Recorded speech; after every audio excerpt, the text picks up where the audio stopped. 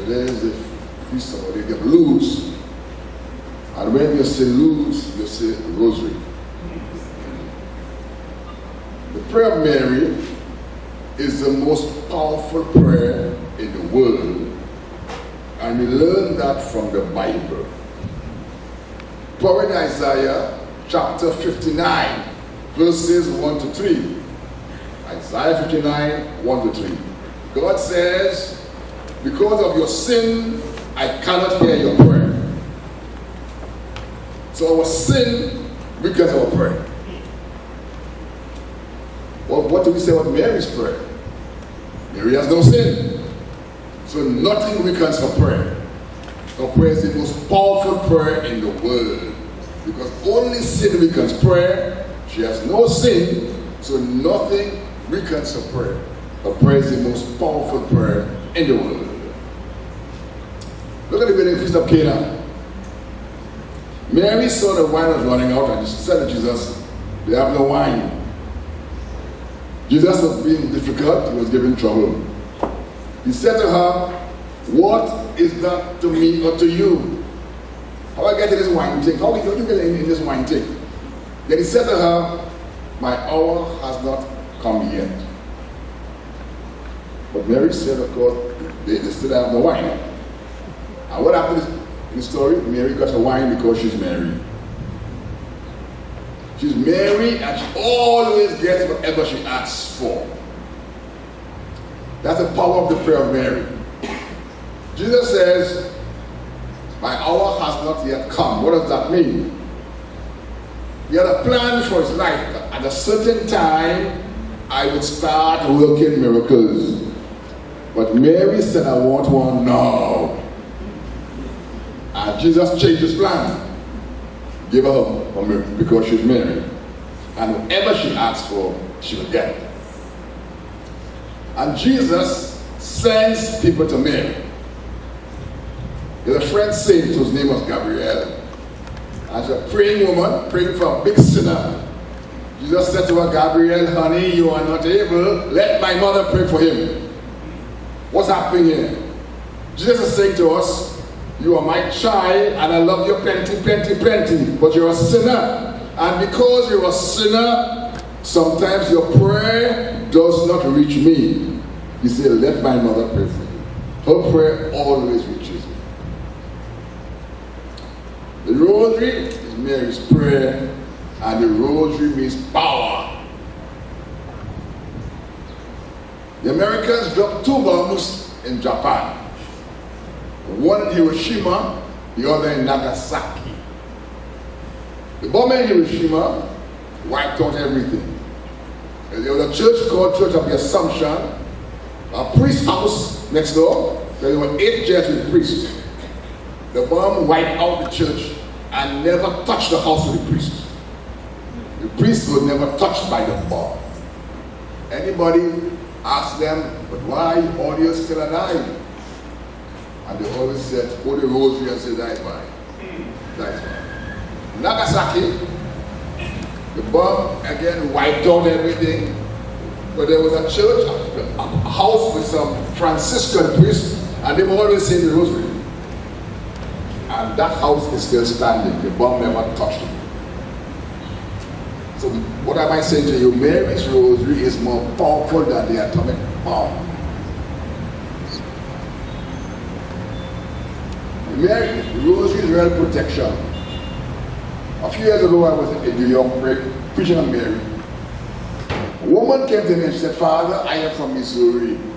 Let me tell you a story about the rosary in my parish. He said, our men went to war.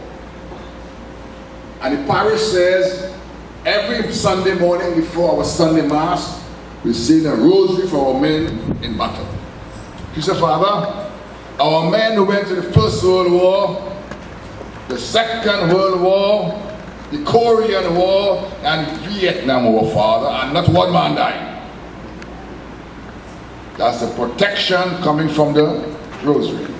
So when you pray for your children and grandchildren with the rosary, that's the protection they will get from the rosary.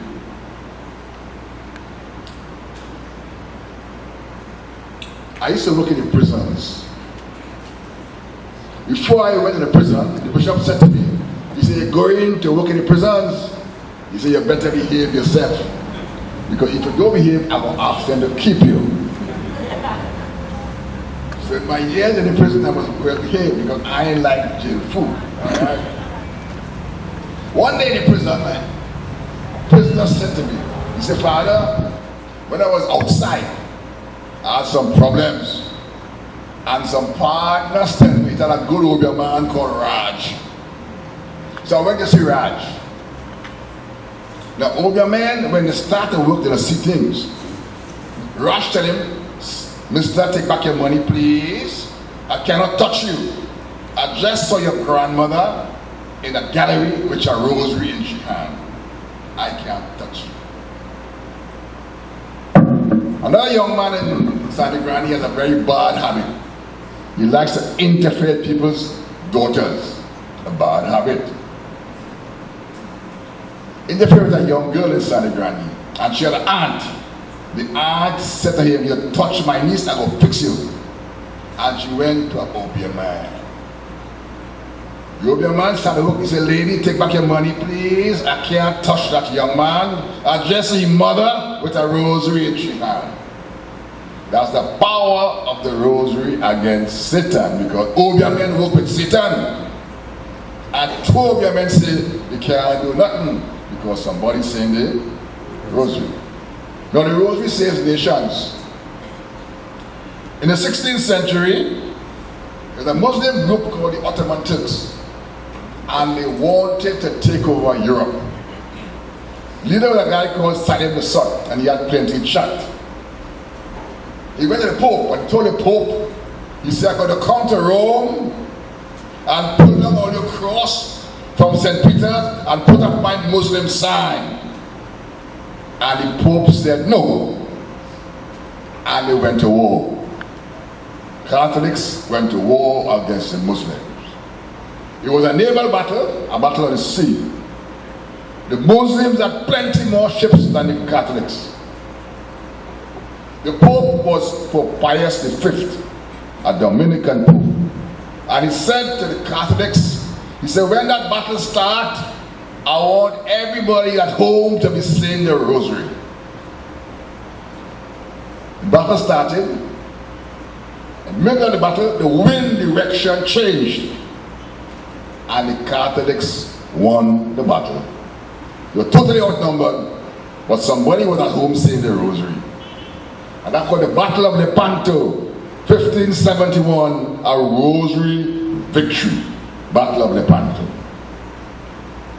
In the Second World War, Japanese were conquering many nations, and they were in Singapore. And the next place they were coming to was Ceylon. What is Ceylon's new name today? Sri Lanka, right. But the Bishop of Ceylon said, "We don't want no Japanese coming here." And he organized a rosary crusade. When the Japanese were finished with Singapore, they packed up all the guns and went back home. They never touched Ceylon for the whole war. The rosary kept them out. The Russian army had a very bad habit. They used to walk in the people's country and just take over. They walk in Hungary and they take over. They walk into Czechoslovakia and they just take over. And then they walked into Austria. A priest in Austria said, "No, we don't want no Russians staying here." He says, "I want a tithe of rosaries. I want at least 10% of the Catholics to agree to say the rosary." There were 7 million people in Austria. And he got 700,000 Catholics to sign up and say, "Yes, we are going to say the rosary." And in 1955, the Russian army walked out of Austria. Military people can't understand. Why did Russia leave Austria? They can't understand, but we know why. The rosary flushed them out. That's the power of the rosary.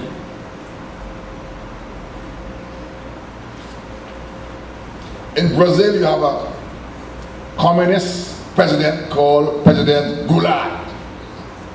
He organized a communist rally in a place called Belo Horizonte. 20,000 women with rosaries in their hand came and mashed up the rally. 6 days after, 600,000 people marched with rosaries in their hands in Sao Paulo. And in 2 weeks, the presidents get up and leave the country. Rosary flush them out.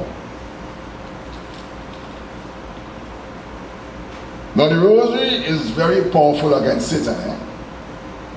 In the first book of the Bible,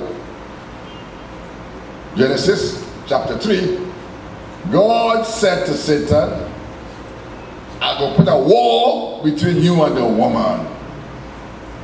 Well, we know we're in the war because she crushed his head. Alright? One day during an exorcism, we asked Satan, is it true that Mary crushes your head? He said, she crushes it all now. One night, Satan spent the whole night beating up Padre Pio. Beating him up. Next morning, a priest in Padre Pio's house was casting out Satan. And you know, Satan liked the boast. Satan said, last night, I nearly killed the old man. And I would have killed him if the woman didn't stop me. You understand? Mary arrived and said, enough. And she's the big lady. Satan goes, really? When she arrived, he has to leave. That's who she is. That's the power against Satan. Rosary is powerful against all evil. Abortion is evil. Somebody told me a few days ago, within the last 6 years, there was 58 million abortions. 58 million little babies in the last 6 years. And abortion is evil. There's a priest in New York who has 4 Catholics with him.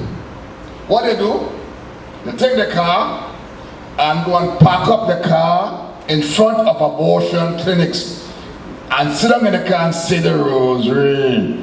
They have closed down 18 abortion clinics. The priest said to us, he said, don't worry, we can close down all because we are stopping. That's the power of the rosary against all evil. Abortion is evil. In the year 1213, there was the Battle of Muret. There was a battle against the Albigensians, that terrible heresy. St. Dominic was there. And Satan said to St. Dominic, he said, we hate you in hell. That rosary of yours snatching thousands of people away from Satan. We hate you in hell. But Satan must hate the rosary. The most famous exorcist in the world today, a priest called Father Gabriel Amorth. He works in Rome. One day he was casting on Satan. And Satan said to him, he said, every Hail Mary is a hammer on my head. He said, if Catholics know the power of the rosary, they will wipe out all of my works. So Satan is saying that the rosary does mash him up. He's saying it himself. I had a mission in Haiti for about 10 years. You know Haiti is voodoo country, eh? There's an old bishop called Bishop Colimo in Haiti. When he was a young priest, he had first communion in his parish. A girl from the class came and said, Father Colimo, after my first communion, my mother going to take me to do voodoo. The priest said, okay, darling, go come to your mom. Go come to your mom, you're darling. But the priest wasn't stupid. He found out where the voodoo was going to be. The voodoo was up in a valley with a hill over the valley. And that priest spent the whole night on the hill with a rosary in his hand. But tonight you're in trouble. But in voodoo, the voodoo man just beat the drum and sing the incantations, and then the spirit will come. But tonight, you beat the drum, singing the incantation, and no spirit are coming tonight. That never happened yet. You try again, you beat the drum, singing it, and no spirit are coming. That never happened yet. Voodoo have a big Ouija board. You know Ouija board? You ask questions, get answers. It's called the Kai de Mystère. So the voodoo man walked into the Kai and he asked, why is there no spirit coming tonight? You get an answer. There's a man on the hill who ties up the spirit. That's the power of Mary's rosary. One man with one rosary in his hand, tie up a whole voodoo ceremony, whole night. That's the power of Mary's rosary against Satan.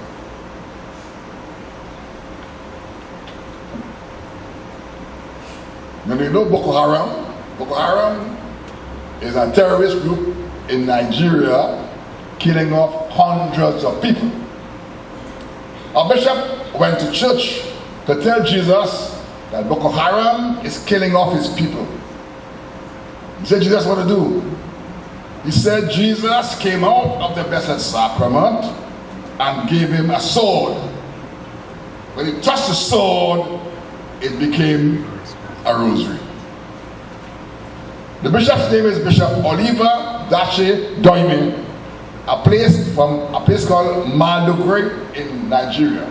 And he says, when Jesus gave him his sword, Jesus said to him 3 times, Boko Haram is gone. 3 times Jesus said, Boko Haram is gone. So Jesus is saying to us, all you fighting terrorism, and I'm telling all you have a weapon, your rosary.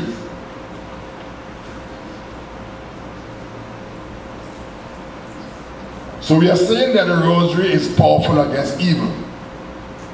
As Christians, we must know that the only power against evil is Christian prayer.